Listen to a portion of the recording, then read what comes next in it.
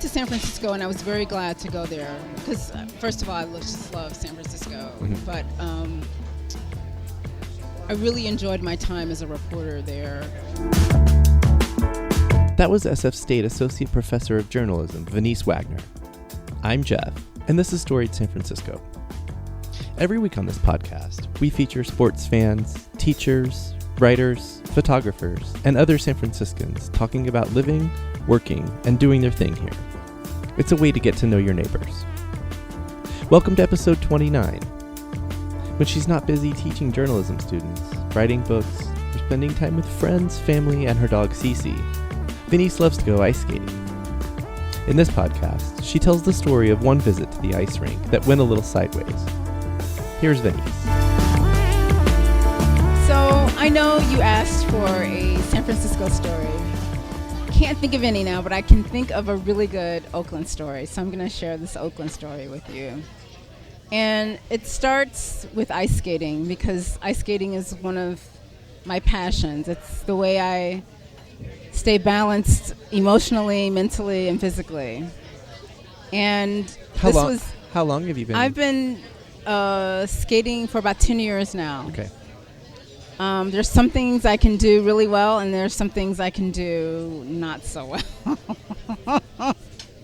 At least you know that. And I'm not doing it to compete. I'm doing it, for my own benefit. So I don't feel like I have anything to prove to anybody.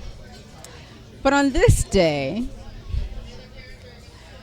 it was during winter break, and so I was really excited because I was finishing up with school. I didn't have to go into school that week, and which meant I had more time to go to the ice rink and skate.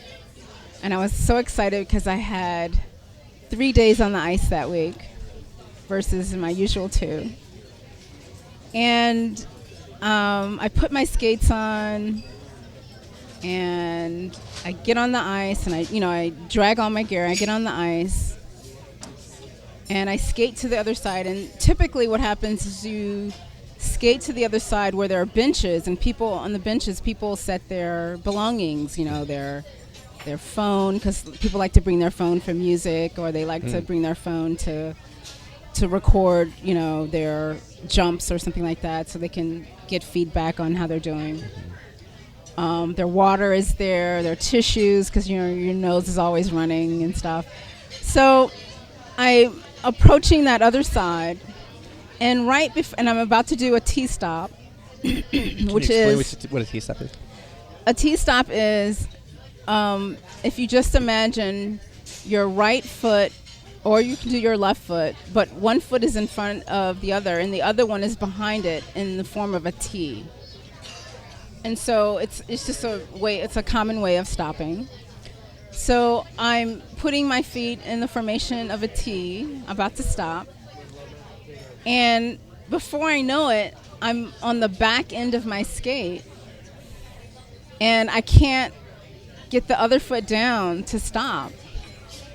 And I go up in the air, and I land on my bottom with a crunch. And it knocked so much air out of me that I couldn't even breathe. Right. And there are people who were not even looking at me, and I thought, I'm sure people saw me, but I don't know what happened. And then there were some people over there who were doing things, and I fall a lot, so I'm sure people saw me fall, and they were like, oh, she'll get back up. Well, I did not get back up. Mm-hmm. And I guess after about 30 seconds, and I didn't get back up, and I was coughing and trying to catch my breath. And suddenly someone walks over and says, are you okay? And I'm like, I don't know. I don't think so. I don't know. Not I don't the answer know. You want to hear. I don't know. That means no. And suddenly I'm really afraid. Oh my God, this is I'm in my 50s, and so I always knew there was a risk of hurting myself. And as you get older, that risk sort of looms large, right? If you break a leg, you don't heal as fast as someone who's much younger when they break a leg. Mm-hmm. So now I'm thinking, oh my God, I'm never going to walk again. Right. Well, I think another part of Are You Okay? I don't know is I don't know what's wrong. Right. That's exactly it. I didn't know what was wrong. Something is wrong. Something is wrong because I heard a I know crunch. I don't know if I should move. I don't know. I just didn't know. And they were like, okay, stay down. That's what, one of the people told me, stay down. They called the attendant who's, outside, and that attendant the gets ice on rink the lifeguard. Yes. And the person, she sort of steps on the ice. She doesn't have skates because she's working the counters and everything else. So she just gets on the ice and slowly walks over, and she says, "Are you okay? And tell me your name." And her name was Cheryl, so I'll never forget her. And she always remembers me now. And she says, "Should we call an ambulance?" I'm like, "I don't know." I think so. I'm afraid to get up. I was really afraid to move because I thought if I move, I could make something worse and I'll never walk again. Or if I find out like I can't even get up and I fall more on the ice, that would be even worse. Right. So and you said it knocked the wind out of you, right? It totally knocked the wind out of me. Like and that's alarming when that, right? Yeah. When that happens, you don't. Yeah. So one of the coaches had come over and she put her coat on me, and then someone was like, don't move her. And she's like, well, I'm afraid she's on the ice and she's gonna get cold, right, or hypothermia. I was gonna ask if you were getting cold. So she took her coat and she sort of shoved it underneath me to keep me from getting cold, and that was really sweet. And then they brought in a blanket and they put that on top of me, and they called the ambulance, and the ambulance people came to where I was, since I was on the other side of the rink. Right. So they just walked around. But they'd still have to get on the ice. No. Well, yeah, they did, because I was on the ice, right? So they just came on with their tennis shoes, their regular shoes. Yeah. They asked me if I could get up, and I was like, I'm afraid to get up. They asked me if I had evacuated myself, like if I had peed on myself or anything, and I'm like, no. And they're like, that's a good sign. Your first confident answer. Yeah, right. That one I can answer. Okay. And they're like, okay. And then they're like, okay, we're going to try to help you up. And so they helped me up, and they're like, do you think you can walk? I'm like, I don't know, maybe. So they helped me, and they, helped me shuffle up, and they had all a the gurney. way to your feet? No, yeah, to my feet, all but they had a gurney, right? They couldn't bring it on the ice, but they brought it near the ice. Okay. And they sort of walked me to the gurney, and they put me on the gurney, and thank God, because it really hurt walking too. Like, I was in pain. But your legs were working. But they were working. Good sign. A little bit, but it was a good sign. It hurt, but they worked. They worked. Okay. So it's like, okay, I'm not paralyzed. And then I'm starting to feel really stupid and foolish. And it's so funny. Like, you go through all these different emotions. Embarrassment. Yes, embarrassment. Embarrassment, yeah. Embarrassment. Like, oh my God, I'm such a fool. I fell on the ice. As if being on the ice is a natural thing. Right. But, I'm supposedly able to skate, and here I am, like, totally hurting myself. Like, I'm a fool. Were you upset that it wasn't even, like, a move or part of the routine? It exactly. Was just dropping your stuff Yes. off. Yeah. That's the thing. So that there's, just like, shame. There was shame and, like, annoyance and just beating myself up and just anger at myself. There's nothing quite like being mad at yourself. Right? Like when you have no one else to blame but you. Right. So they take me out, and my friends are there. I have some friends, and I was really freaked out too, because later that day, I was supposed to go to court. My husband and I were filing a small claim. My ex-husband and I were filing a small claims against a storage unit company, and we were supposed to go to court that day. So, and then I have my dog in my car, right? So now I'm like, oh my God, I don't know what to do. I don't even know who to call to get help. Like, so I had this friend, and I said, can you do me a favor and move my car off the street into this parking lot? My dog's in there, but, you know, it'll be okay. And then in the ambulance, I'm on the phone, and I'm, like, nearly in tears, just feeling so stupid, continually feel stupid. And I call my ex-husband, and I say, yes, I know we're supposed to be in court at noon today, but I have just had a bad accident on the ice, and I can't walk, and I'm in an ambulance. And then Gigi's in the car. That's my miniature poodle. I'm laughing because I'm imagining what it's like to get that call. And you're like, wait, you're messing with me. It's like, do I believe you? I know. Like, what? You did what? Way too. It just sounds fantastical. Right. Okay. Anyway. But he knows I go to the ice rink all the time, so he believed me, but it was just like so crazy, right? Yeah. So he says, okay, well, I need to go down there and get Gigi. And I was like, well, how come you're not even asking about me? You need to come down here and take care of me. And I'm like, this is why this is why we're separated. Okay. So, anyway. This specific incident? No. Okay.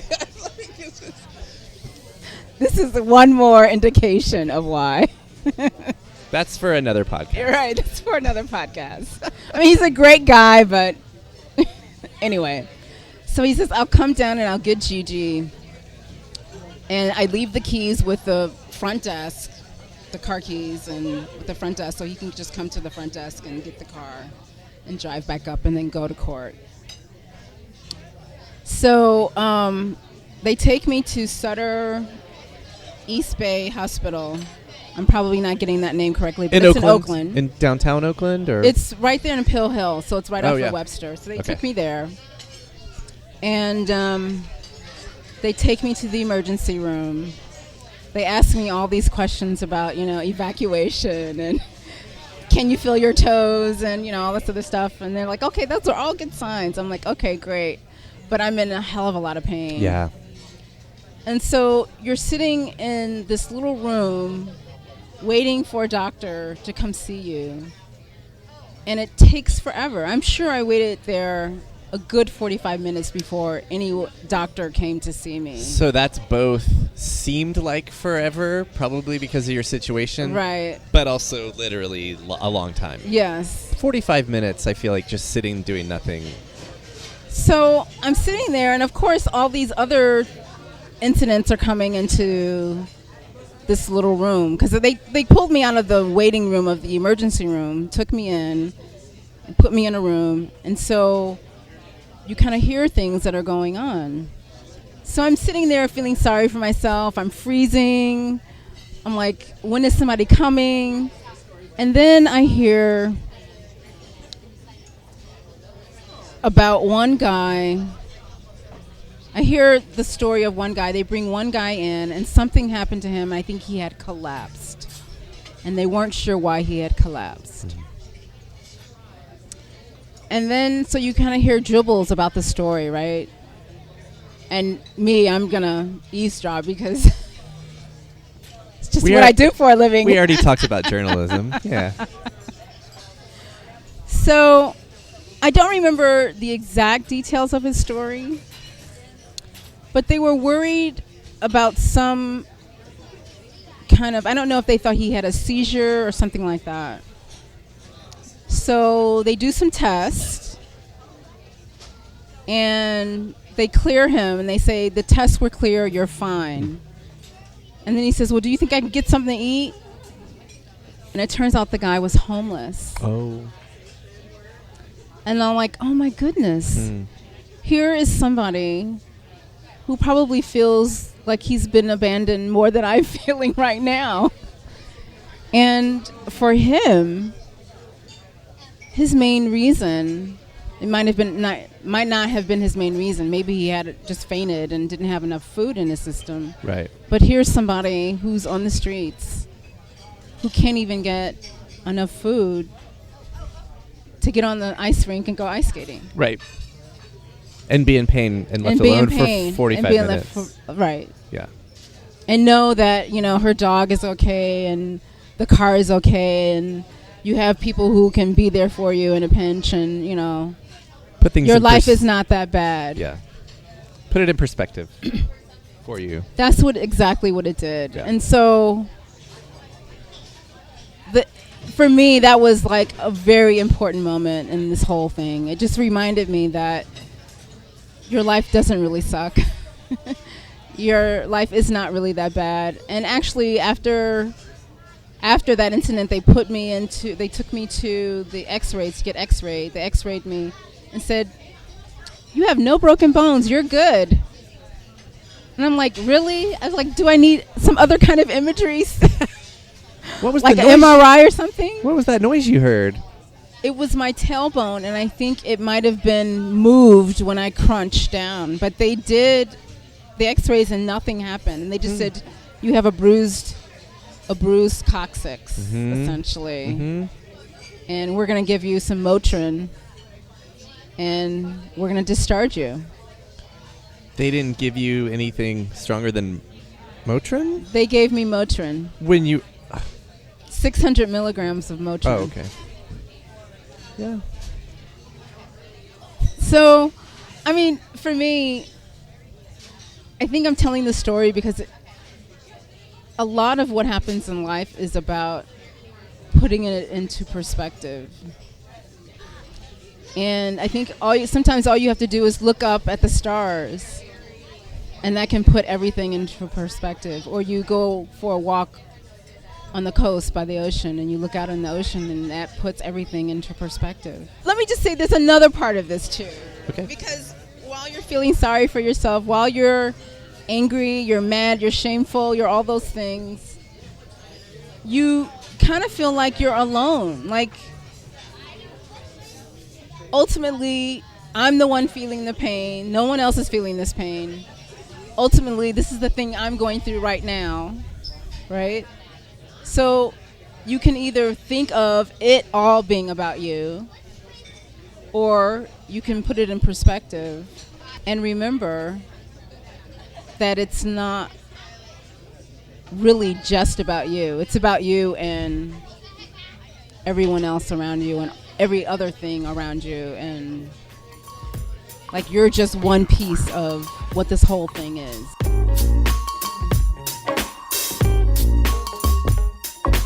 Music for the podcast is by Joe Bigale.